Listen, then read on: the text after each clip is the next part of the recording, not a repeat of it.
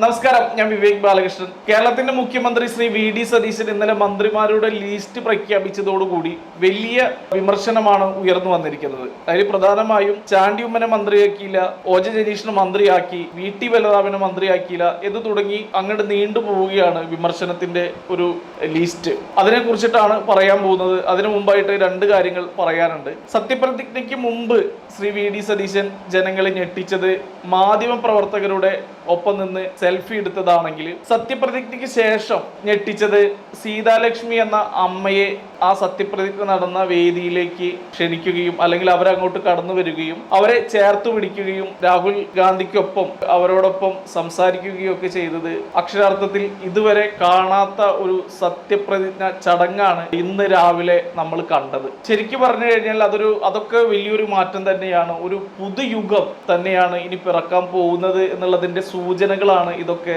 നമുക്ക് കാണിച്ചു തരുന്നത് എന്നാണ് പറയാനുള്ളത്. മാധ്യമപ്രവർത്തകരോടൊപ്പം സെൽഫി എടുത്തത് തീർച്ചയായിട്ടും അവർക്ക് കിട്ടുന്ന ഒരു വലിയ അംഗീകാരം തന്നെയാണ്. Especially cameraman. ഒരിക്കലും നമ്മൾ ഈ ക്യാമറാമാനെ കാണാറില്ല. ഒരു പേര് പറഞ്ഞിട്ടാണ് നമ്മൾ ഇന്ന ആളോടൊപ്പം ഞാൻ എന്ന് പറഞ്ഞിട്ടാണ് അവര് ആങ്കറൊക്കെ പറയാറ്. അപ്പോൾ അവരോടൊപ്പം അടക്കം സെൽഫി എടുത്ത ഒരു സംഭവം തീർച്ചയായിട്ടും വളരെ സന്തോഷം നൽകുന്ന ഒരു കാഴ്ച തന്നെ ആയി എന്നാണ് പറയാനുള്ളത്. ഇനി വിമർശനങ്ങളിലേക്ക് കടന്നു വന്ന ചാണ്ടി ഉമ്മനെ മന്ത്രിയാക്കിയില്ല എന്നുള്ളതാണ് ഒരുപാട് പേർക്ക് വിഷമം ഉണ്ടാക്കിയ കാര്യം. നമ്മളൊന്ന് മനസ്സിലാക്കണം, അദ്ദേഹത്തിന് 2 വർഷത്തെ MLA എക്സ്പീരിയൻസ് മാത്രമാണ് ഉള്ളത്. അതിന്റെ കൂടുതൽ ആളുകൾ പറയുന്നത് ഉമ്മൻചാണ്ടിയോടുള്ള ഒരു സ്നേഹത്തിന്റെ ഭാഗമായിട്ടാണ് ചാണ്ടി ഉമ്മനെ മന്ത്രിയാക്കണം എന്ന് പറയുന്നത്.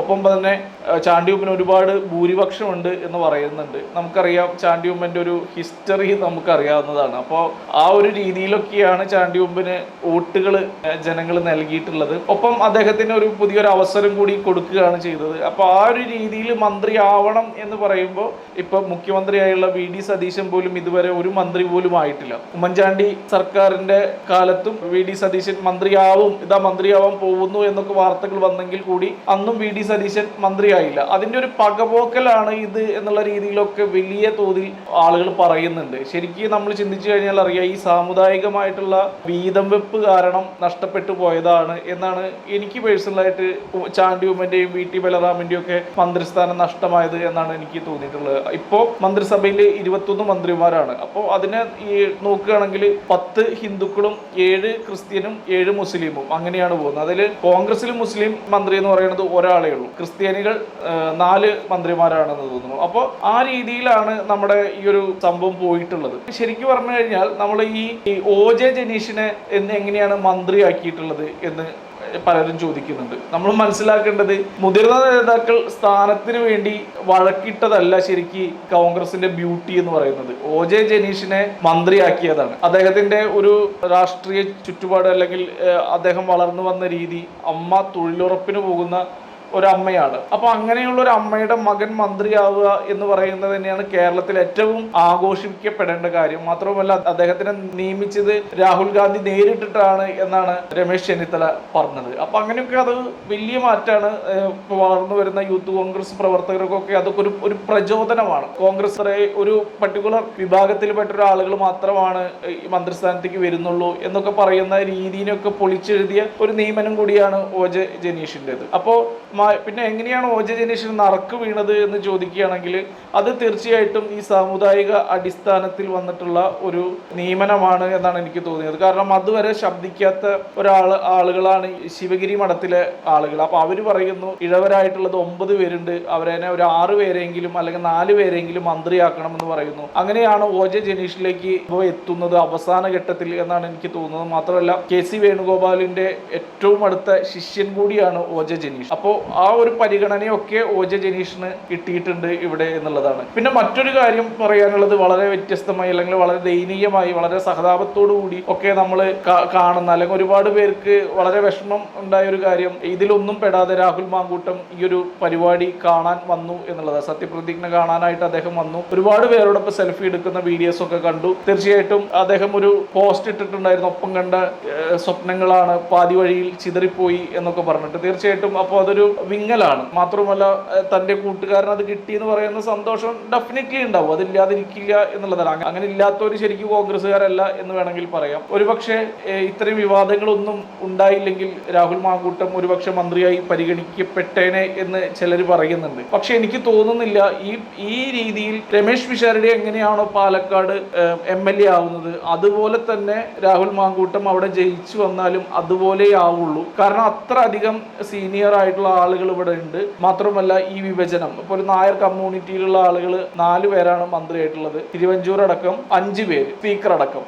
അപ്പൊ അങ്ങനെ നോക്കുമ്പോൾ ഒരിക്കലും രാഹുലിന് ഇപ്പോൾ മന്ത്രിയാവാനും കഴിയില്ല, MLA ആയി തന്നെ തുടരേണ്ടി വരും എന്നുള്ളതാണ്. അപ്പൊ അതില് വെറുതെ ആളുകൾ വിവാദം ഉണ്ടാക്കാൻ, കുത്തിത്തിരിപ്പ് ഉണ്ടാക്കാൻ ഓരോന്നും വന്ന് പറയുക എന്നുള്ളതാണ്. പിന്നെ രണ്ടാമത്തെ ഒരു കാര്യം വലിയ വിവാദമായിട്ട് വന്നുള്ളത് തുളസിയെ മന്ത്രിയാക്കി എന്നുള്ളതാണ്. ആരാണ് തുളസി? ശ്രീകണ്ഠന്റെ ഭാര്യയാണ് തുളസി.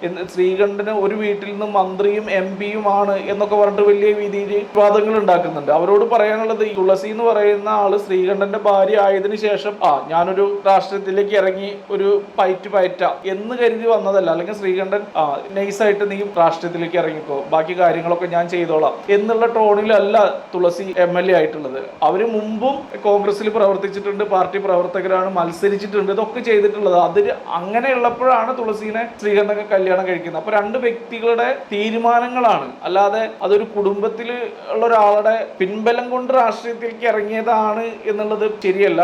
ഒപ്പം തന്നെ ഈ ചാണ്ടിയുമ്മന്റെ അടുത്തുനിന്ന് വലിയ തോതിൽ എന്തെങ്കിലുമൊക്കെ സംഭവിക്കും, അല്ലെങ്കിൽ എന്തെങ്കിലുമൊക്കെ അദ്ദേഹം പറയും എന്ന് കരുതിയിട്ട് കുത്തിത്തിരിപ്പിനായി വന്ന് ചോദ്യങ്ങൾ ചോദിച്ച മാധ്യമങ്ങളോട് വളരെ വ്യക്തമായി അദ്ദേഹത്തിന്റെ നിലപാട് പറയുകയും ഒരിക്കൽ പോലും OJ ജനീഷിനെ തള്ളി പറയുകയും ഒന്നും തന്നെ ചെയ്തിട്ടില്ല എന്ന് മാത്രമല്ല, ഇത്തരം ഘട്ടങ്ങളിൽ തനിക്ക് മന്ത്രിസ്ഥാനം കിട്ടും എന്ന് ആരൊക്കെയോ പറഞ്ഞ് ചാണ്ടിയുമ്മനോട് ബോധിപ്പിക്കുകയോ, അല്ലെങ്കിൽ മാധ്യമങ്ങളിൽ വിദ്യാഭ്യാസ മന്ത്രി ചാണ്ടിയുമ്മൻ എന്ന് പറഞ്ഞിട്ട് വലിയ രീതിയിൽ വാർത്ത കൊടുത്ത് അങ്ങോട്ട് ബൂസ്റ്റ് ചെയ്തിട്ടുണ്ടായിരുന്നു. പക്ഷെ ഇങ്ങനെയൊക്കെയാണെങ്കിലും ആ ഒരു മാധ്യമ പ്രവർത്തകരോട് ചാണ്ടിയുമ്മൻ സംസാരിക്കുമ്പോൾ അദ്ദേഹത്തിന് വിഷമമുണ്ട് എന്ന് നമുക്ക് മനസ്സിലാവുന്നുണ്ട്. അത് മാത്രമല്ല, വളരെ ക്ഷമയോടുകൂടി അദ്ദേഹം ഇതിനോട് പ്രതികരിച്ചു എന്നുള്ളതാണ് ഏറ്റവും ഹൈലൈറ്റ് ആയിട്ട് എനിക്ക് തോന്നിയത്. കാരണം ചാണ്ടിയുമ്മൻ എവിടെയെങ്കിലും പതറുകയോ എന്തെങ്കിലും രീതിയിൽ അതിനെ ഒരു നെഗറ്റീവായി പ്രതികരിക്കുകയോ, അല്ലെങ്കിൽ എനിക്ക് വിഷമമുണ്ട് എന്നൊക്കെ പറഞ്ഞാൽ അത് ഭയങ്കരമായിട്ട് ജനത്തിനെ ബാധിക്കുമായിരുന്നു. അതൊന്നുമില്ലാതെ വളരെ കാമായിട്ട് അദ്ദേഹം അതിനോട് പ്രതികരിച്ചു എന്നുള്ളതാണ്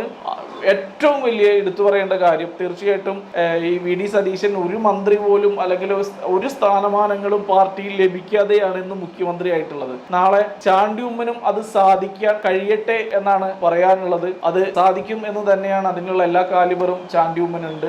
എസ്പെഷ്യലി ഉമ്മൻചാണ്ടിയുടെ മകൻ എന്നുള്ള ഒരുപാട് നന്മകളും അദ്ദേഹത്തിൽ ഉണ്ട്. അപ്പൊ അതൊക്കെ കേരളം കാണാനിരിക്കുന്ന കാഴ്ചകളാവും എന്നാണ് വിചാരിക്കുന്നത്. അത് സംഭവിക്കട്ടെ എന്ന് മാത്രം പറഞ്ഞുകൊണ്ട് നിർത്തുന്നു. നന്ദി, നമസ്കാരം.